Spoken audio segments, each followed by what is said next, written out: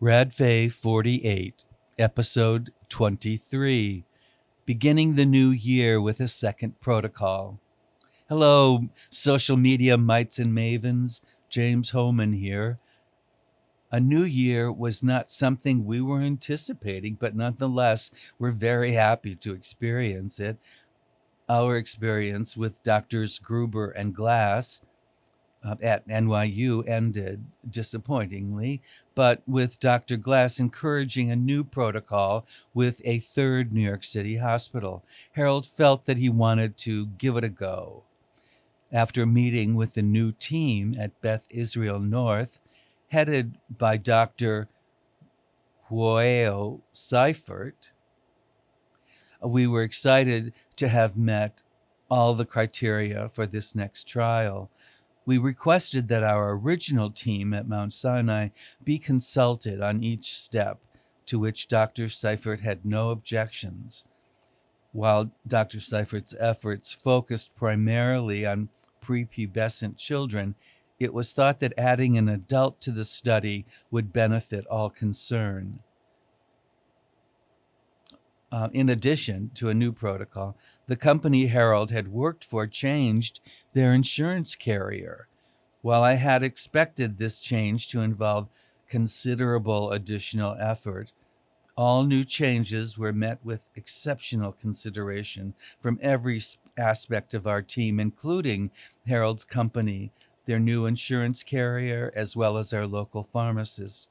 Efficiency was not something I had anticipated, but pleasantly enjoyed during this changeover. It all added to our positivity in this new year. We had survived to celebrate another new year, one for which we are both grateful.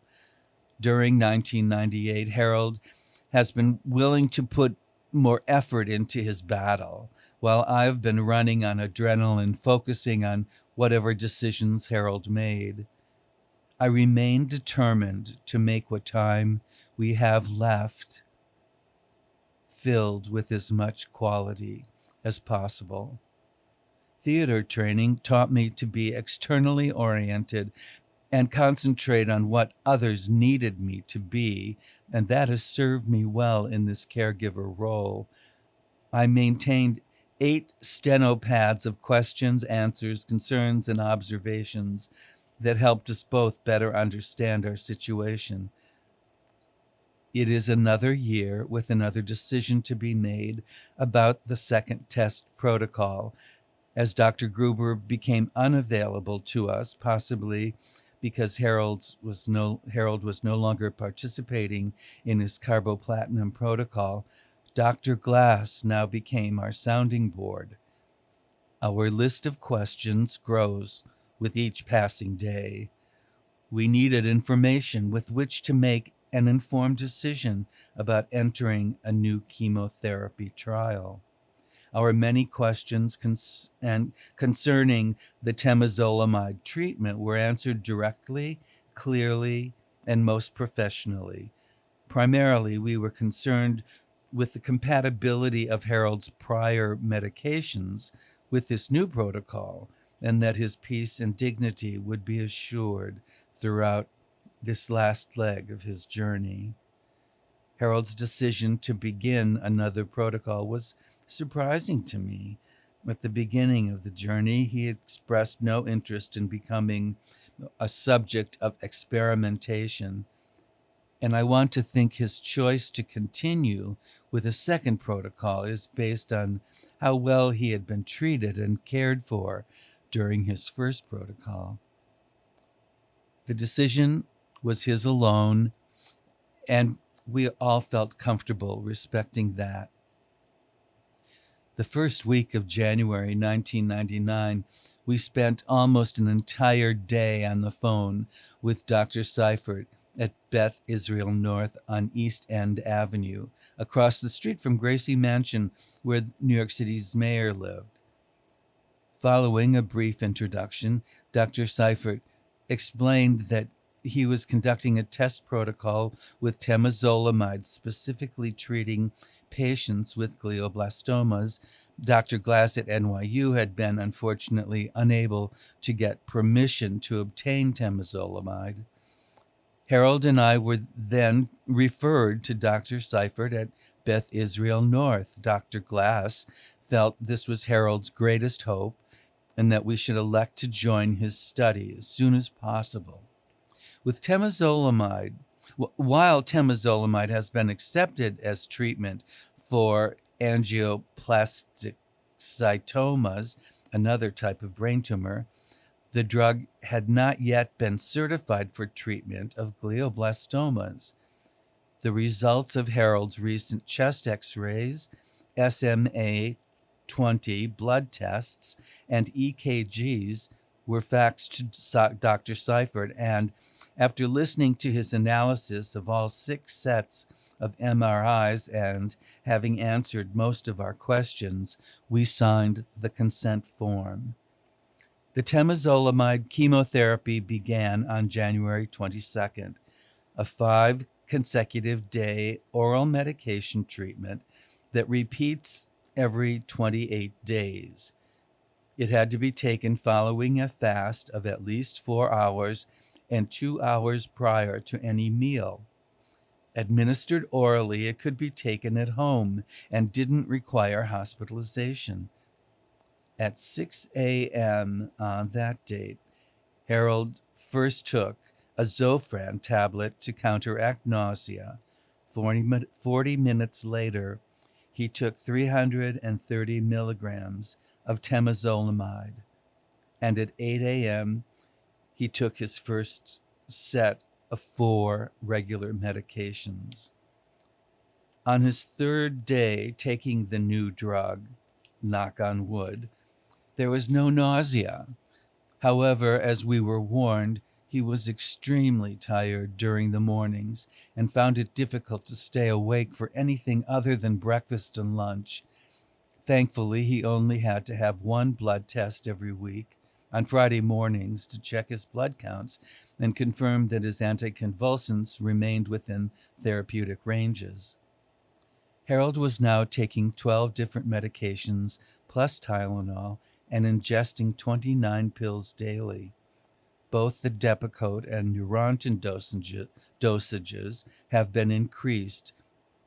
Despite this boatload of medication, he remained amazing and in relatively good spirits.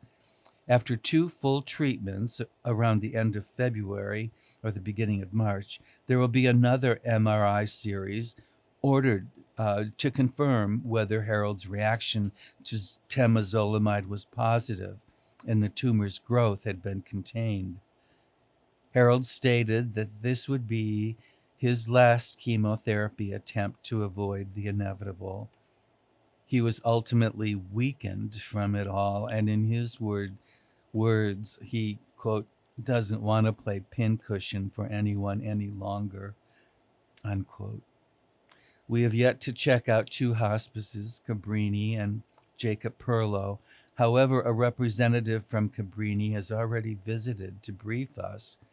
While it would make my life considerably easier, Harold still felt it would mean, quote, throwing in the towel, unquote, and he wasn't ready to take that step at this time. Harold's psychiatrist, Dr. Brendan Sinsheimer, has been both supportive and concerned that all issues be addressed. She has prescribed both an antidepressant, Paxil, and an anxiety-reducing medication, Ativan, at night, the combination of which allows him to fall asleep with relative ease. With additional sleep, Harold gained a more proactive attitude with regard to his daily exercises and activities. Meanwhile, 3 attorneys assured me all the necessary documents had been properly endorsed and registered appropriately: his will, durable power of attorney, living will, medical health proxy, and domestic partnership for the city of New York. A detailed listing of his wishes for cremation and a memorial service were also prepared and was ready to be signed when Harold was ready to do so. Harold's company, Allie King, Rosen, and Fleming had recently changed their benefit coverage company, and that became my greatest challenge. Our local Westside pharmacy registered with the new coverage firm because they were concerned for Harold's welfare and wanted to remain on our team. Bills for the month had already exceeded $3,000, but I was assured that after $750, all his expenses would be reimbursed once I get them submitted. Harold's employers were wonderfully supportive throughout the last 10 months. Phone representatives of our new insurance carrier, ACEC, the American Council of Engineering Companies, have also been incredibly compassionate, courteous, and concerned, as well as extremely helpful. As Harold always said, we were surrounded by a lot of love, for which we both remain extraordinarily grateful. And that concludes this podcast. Please check in next week for episode 25, Mr. Bear's 48th birthday. As always, thank you for your time and interest. And until next week, then, be kind, do good, be happy, and love one another, remembering to coexist with tolerance while embracing similarities and respecting differences. Thank you.